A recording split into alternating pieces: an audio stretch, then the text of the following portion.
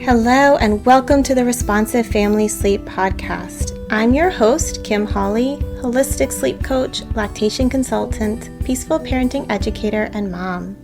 If you've ever felt overwhelmed by all the conflicting sleep info, frustrated with sleep information that just plain felt wrong, or searched desperately for a truly gentle and responsive sleep approach, then you are in the right place. In each episode, we'll be answering your most pressing baby and toddler sleep questions, busting those sleep myths, and helping you understand truly developmental, biologically normal baby and toddler sleep, plus encouraging you to trust your intuition along the way. Let's get started. Hello and welcome back to this episode. I am so excited for today's topic, talking all about baby massage. And I have a guest, Helen, and we are chatting across the world to Australia, which makes me happy because I love Australia. But Helen, why don't we start off with you sharing a little bit about yourself, doing a little bit of an intro with yourself and baby massage. Well, first of all, thank you so much for having me. I'm a pleasure being here. And also I had a pleasure interviewing you on my podcast, First Time Mums Chat. So Yes. That was great. Definitely check out Helen's podcast. It's awesome. Excuse me. Yeah, I'm Helen. My son, Helen Thompson. I'm a qualified childcare educator and baby massage instructor. I started doing baby massage because I got so frustrated with mums coming to ask me in childcare, how do I cope with colic? How do I cope with constipation? How do I cope with my baby's sleep? I can't connect with my baby. I can't talk to my baby. They're crying all the time. Help. So at the time, I couldn't help them because I was working in the childcare industry and I didn't have time to communicate and touch base with every mum that came to tell me that. So I decided to check out baby massage, and that's where I am today. And that's how I started doing baby massage.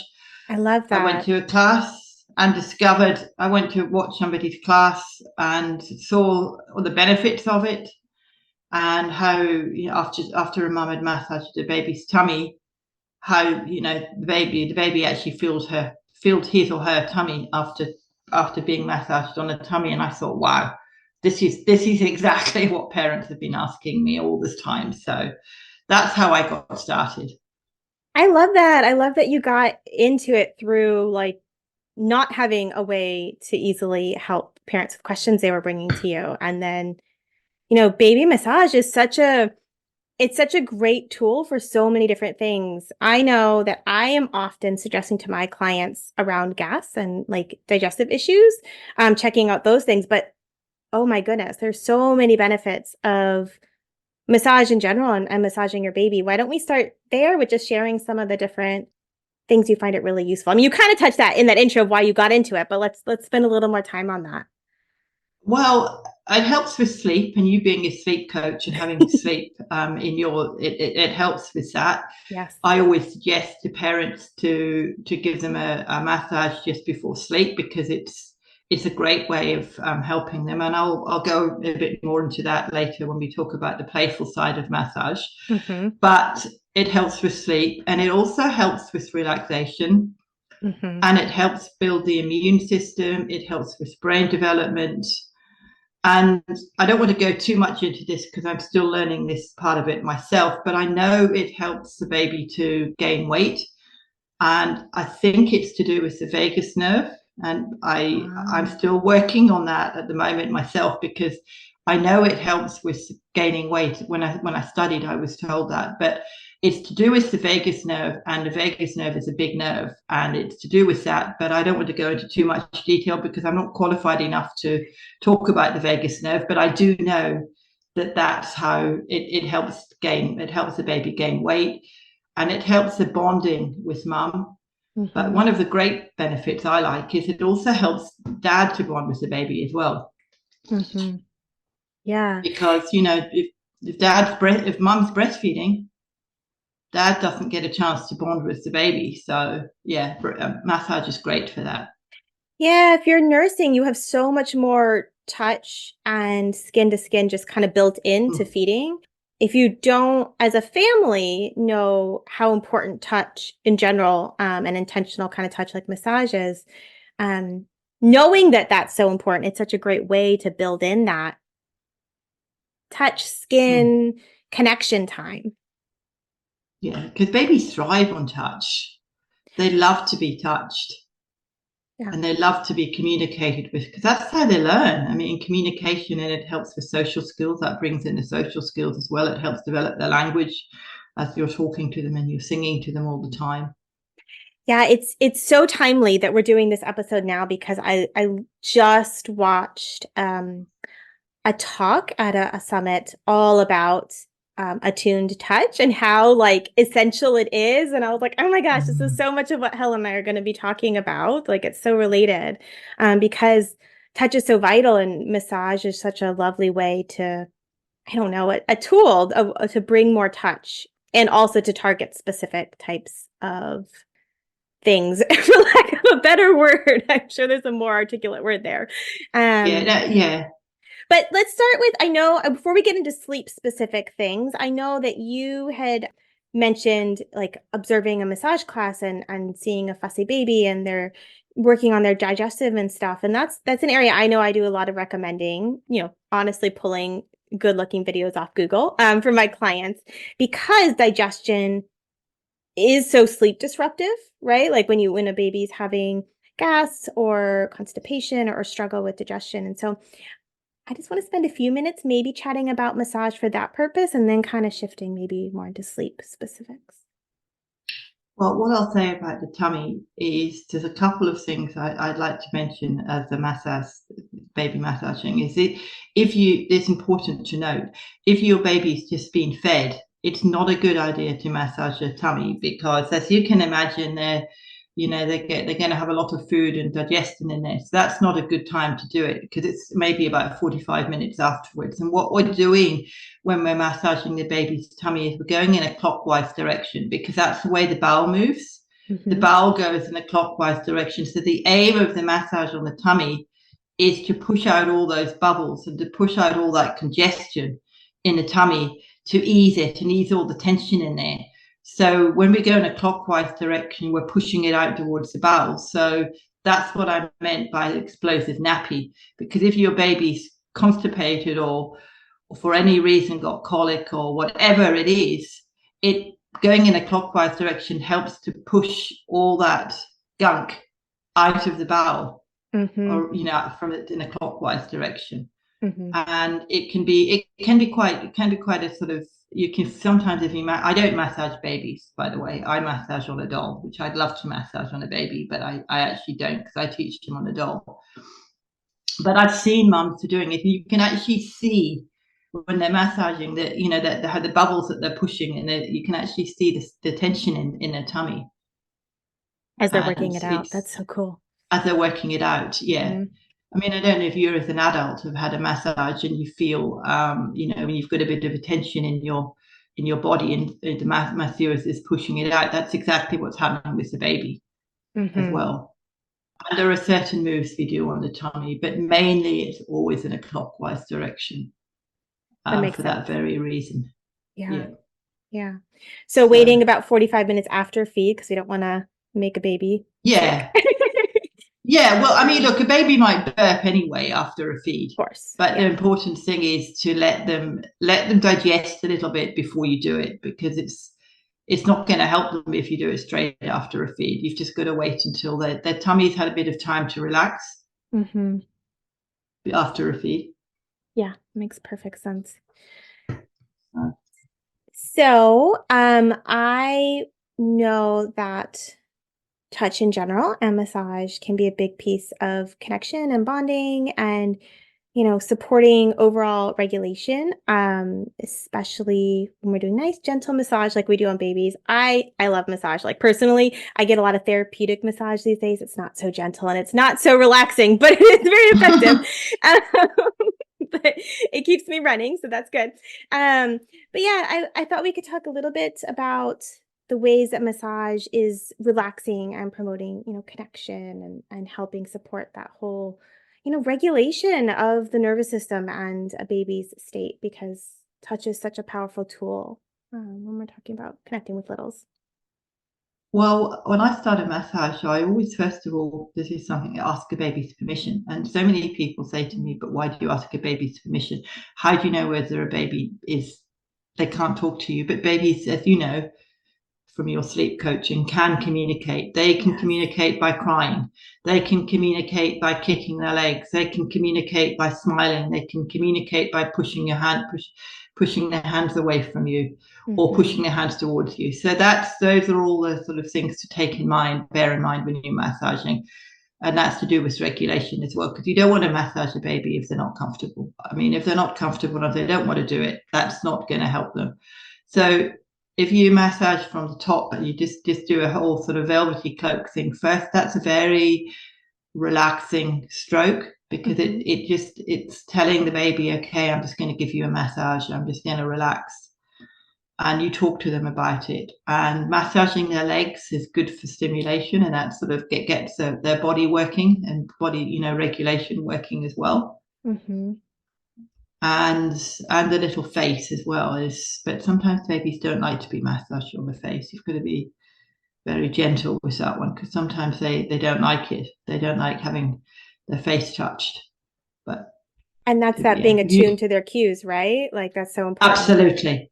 Yeah, absolutely. Being attuned to their cues. And you'll get as a mother or a dad, you'll get to know what your baby's cues are. I mean, every baby has a different cue, but you'll get to know what they are.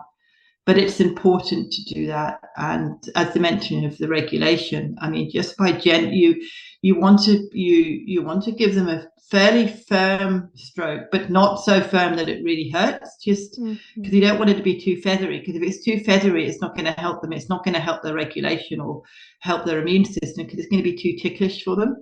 You've got to be fairly firm but gentle at the same time, if that makes sense.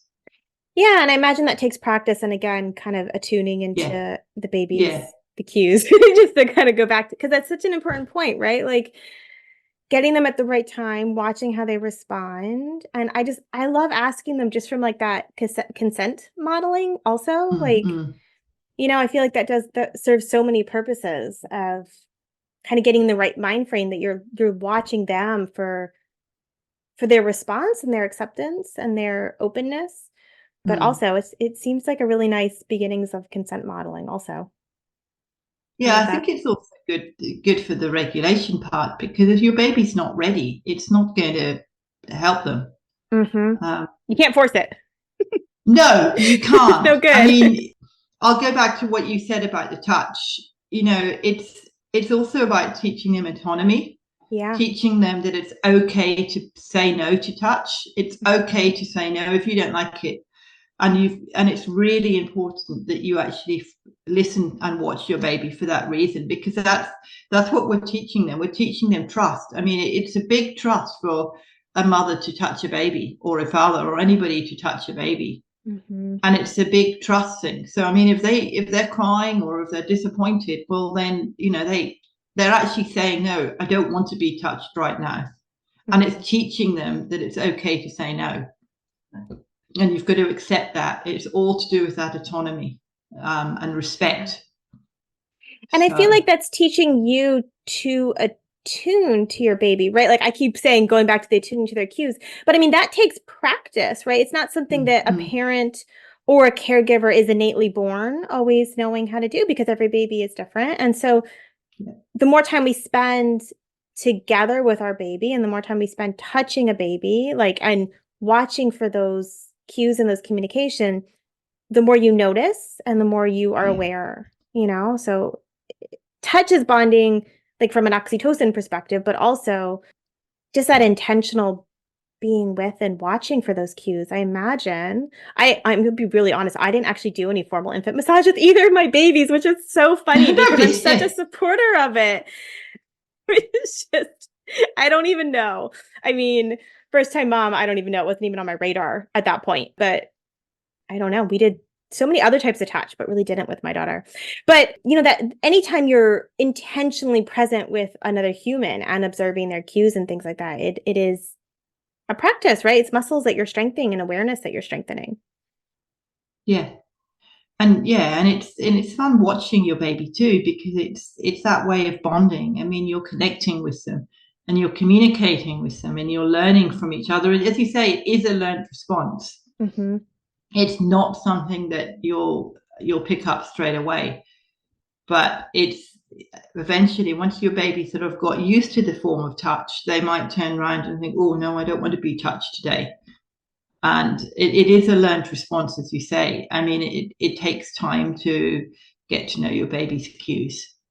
Yeah. So yeah. when we're thinking about sleep, right? Where do you start when you're thinking about massage supporting sleep? Do you start thinking about it at bedtime? Do you think about it earlier? Do you think about it relaxing? Or I know we've talked before about playfulness. Where does your brain go when we're thinking about how can massage support sleep?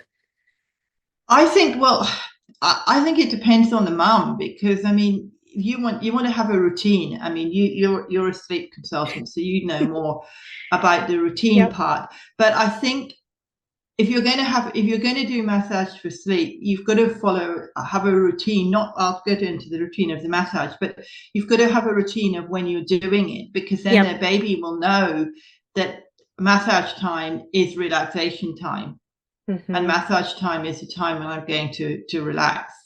Yep. And also, if you're not going to do it at sleep time, you do it have you ever heard of the quiet alert state? Have you ever heard of? Yes. Yeah, well, that's the quiet alert state, is the time when the baby's just waking up and ready to be played with. And also that's a good time to do it. But if you particularly want to do it for sleep, have a set time of the day when you're going to do it, because then the baby will know that that's winding down time and it's time for sleep. I have a lot of families that do massage post-bath. They'll do bath and then diaper and then some massage and into the rest of their bedtime routine. And I'm notorious for saying that baths aren't always great for bedtime routines, but when it is a good piece of the bedtime routine, when it works well from a regulation perspective with a baby or toddler, that can be a nice segue, since they're already, just in their diaper and before putting on PJs. And when folks don't do a bath, then I'll often just suggest it, like do your diaper change and do a bit of massage and then kind of head into the rest of your routine. I find a lot of families like that when they're doing massage as part of their bedtime routine. I think I was going to say, depending on how old the baby is, I wouldn't do bath and massage at the same time for two reasons. One is a very small baby can get very overstimulated. Yes, yeah.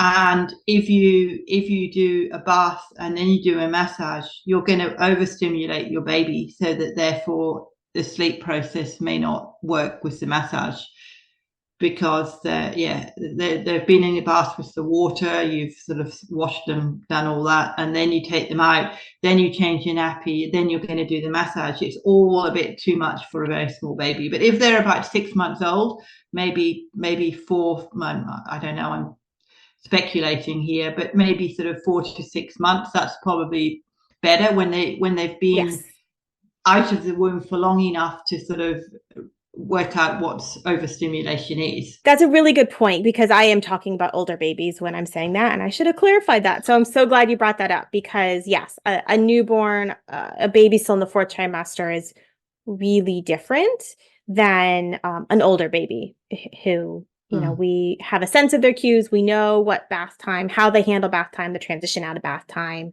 and because they have more of an established routine. So like a new baby doesn't need a big elaborate bedtime routine. And so that would be quite too much. So I'm so glad you highlighted that.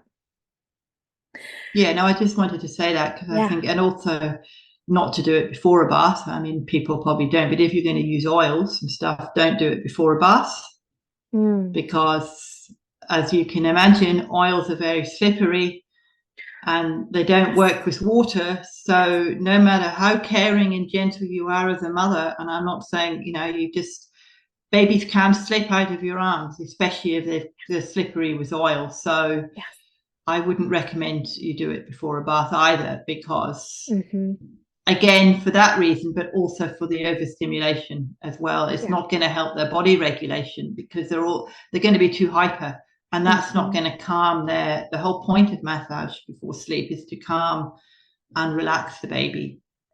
I think it's such a good point, right? Like a very young baby, it needs to be very simple. So pick a time of day, like that we can keep it very simple around massage. And I would argue that massage is more important ahead of sleep than a bath, like any day for most kids. And for an older baby, we can have more complex routines while always keeping an eye on their regulation, right? Because we don't need to put something in the bedtime routine just because people say it should go in a bedtime routine, right? Just because it's supposed to be relaxing doesn't mean that it's actually relaxing for your child. Again, kind of coming back to reading them, right? Reading their cues and their regulation. If it's stimulating, there's a better time of day to do it than, the 15, 20 minutes before bedtime. Yeah, absolutely. Yeah. Do you have any favorite things that you would suggest around baby massage at bedtime? Like any particular things that parents should be thinking about? Well, as I mentioned, I like to be playful when I teach massage because I guess that comes from my childcare background as well. There's if your baby's teething, and sometimes when your baby's teething, they're going to find it hard to sleep as well. But this is a sort of with the baby's feet. If you actually gently squeeze your baby's toes, gently, I mean, on the top of the nail bed, apparently is where it sort of helps with teething and relaxation. So if you gently squeeze your baby's toes from the baby's big toe to little toe, and then once you've sort of done that, sing that little song, the song, This Little Piggy Went to Market. Yes. Yeah, I sing. If you sing that song with them, you're helping them to calm down by sort of relaxing them, but you're also sort of singing to them and giving them that bit of playful time, because I believe that you've got to have a bit of playful time before you go to sleep. Yes. But then you've got to have also the calming time as well. So giving them that time, massaging them, but also being sort of gently playful, not boisterously playful, but just sort of gently playful. Does that? Yeah. I don't know, boisterously probably isn't a word, but anyway. I like to think of it as like our higher energy, more like big body, get your sillies out, get your wiggles out kind of play is earlier in the evening.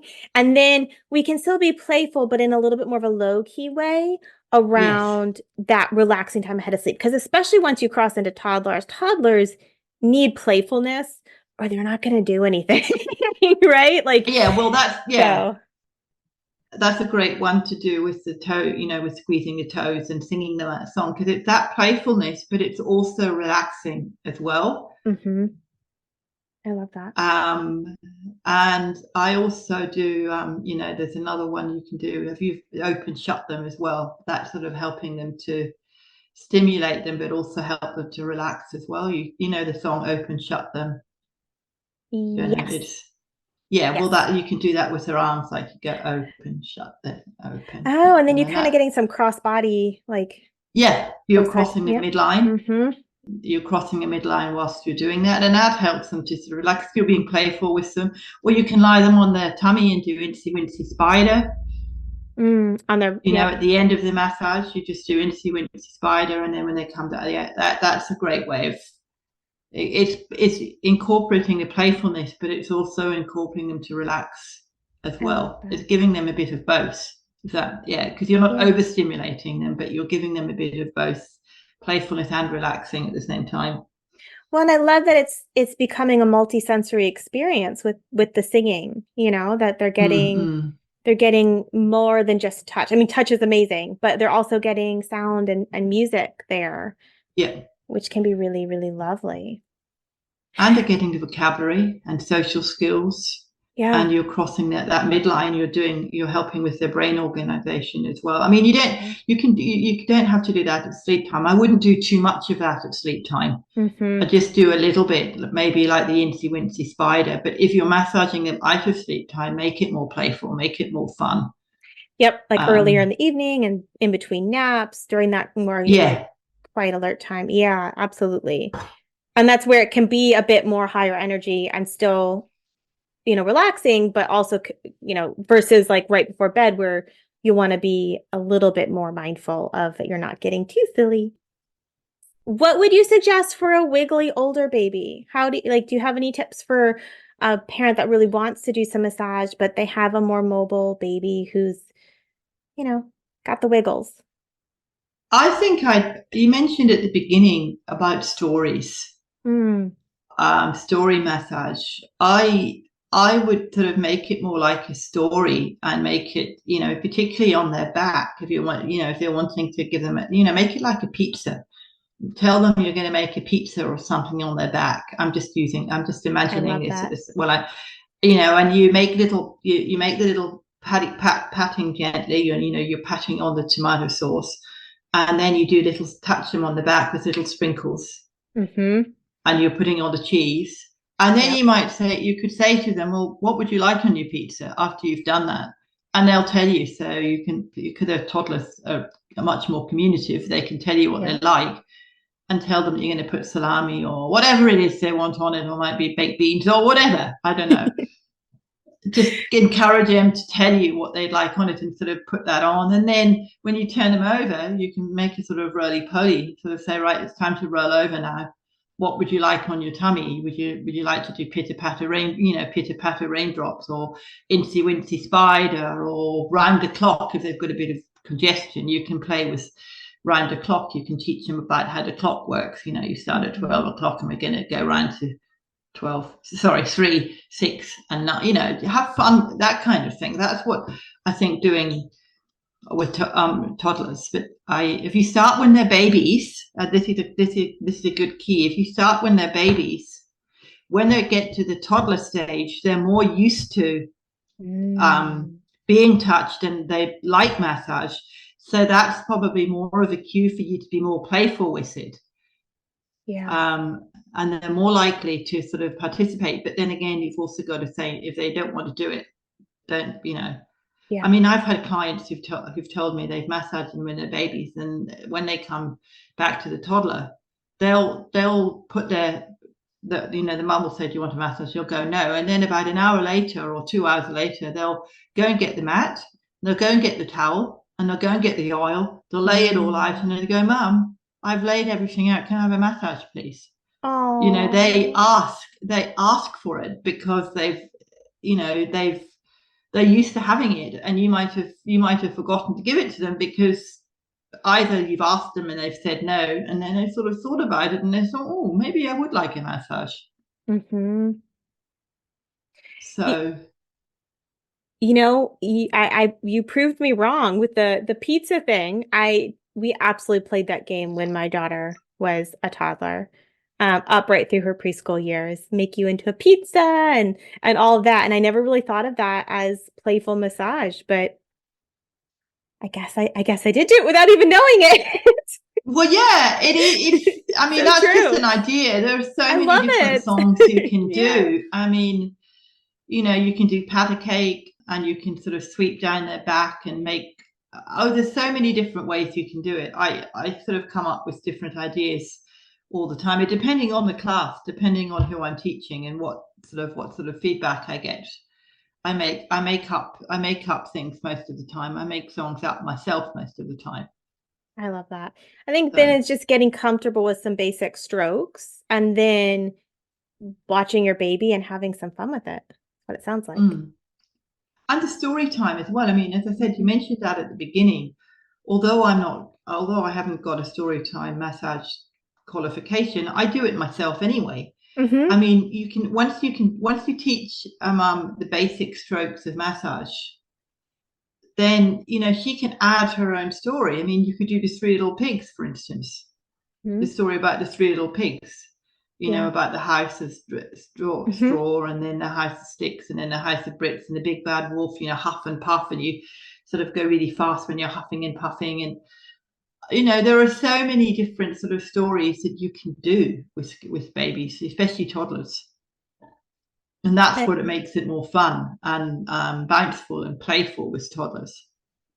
Yeah. And you could even tell them stories about themselves, right? Like absolutely. I use social stories a lot with my toddler families when we're talking about changes or just processing something that's happened.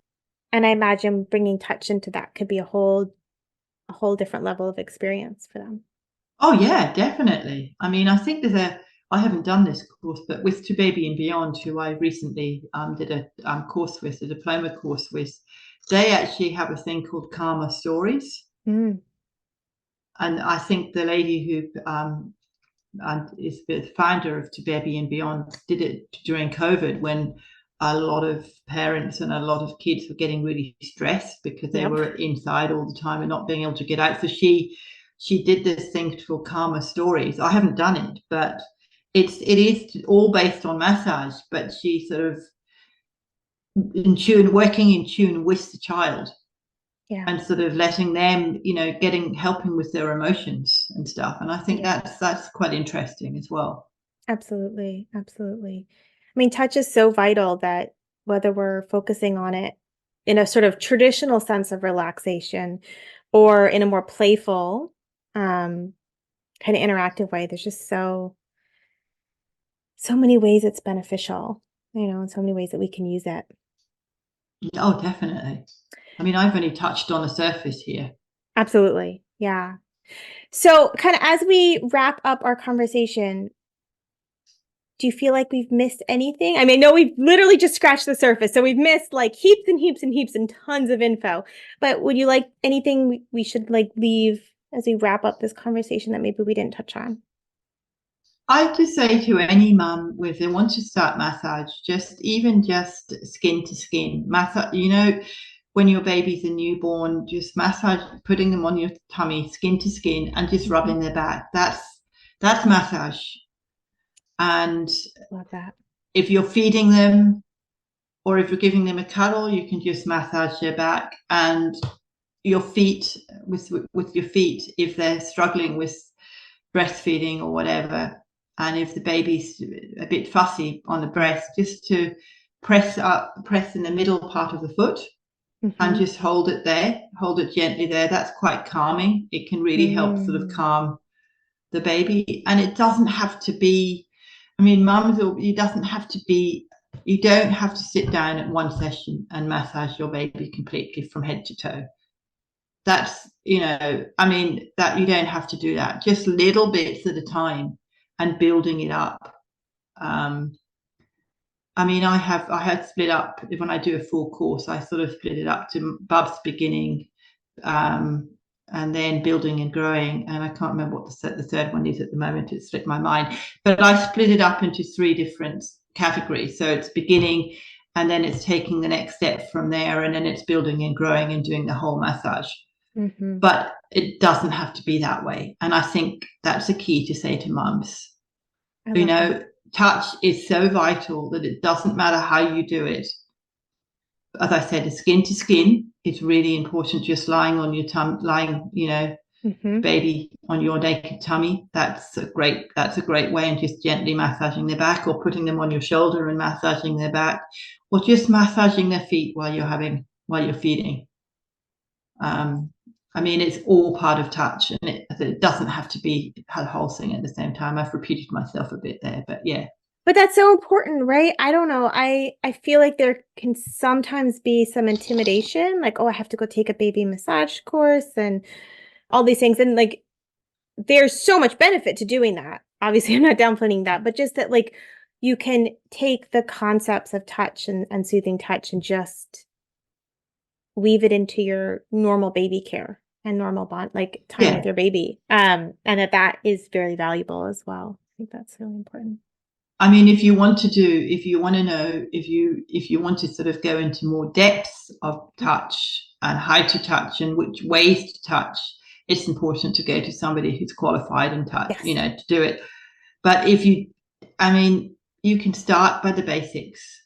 Yeah. But just if you want to go deeper and sort of do a tummy massage or anything, or even, go deeper with the legs and the arms, I would always encourage you to go to a qualified baby massage instructor. But to begin with, just to get used to your baby and the feel and the beautiful smell of your baby. Babies smell so beautiful when they're born.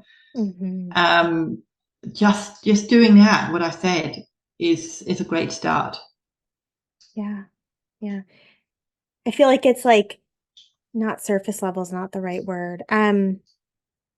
very accessible touch. And then if you want to go into something that's more targeted or a little bit deeper or a little bit more intentional, that's when having that guidance of here's how you can touch and here's what's going to help with colic or digestive issues or what have you. That's when we want people like you guiding, a parent, because there's knowledge behind the touch. And then there's also just very accessible touch that we can just incorporate without much guidance. And they're both really valuable. Exactly. Yeah, exactly.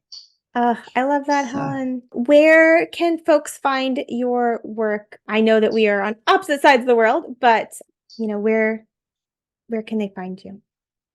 They can go to mybabymassage.net/responsive sleep. And that's part of your podcast. So I sort of put a link into your podcast as well.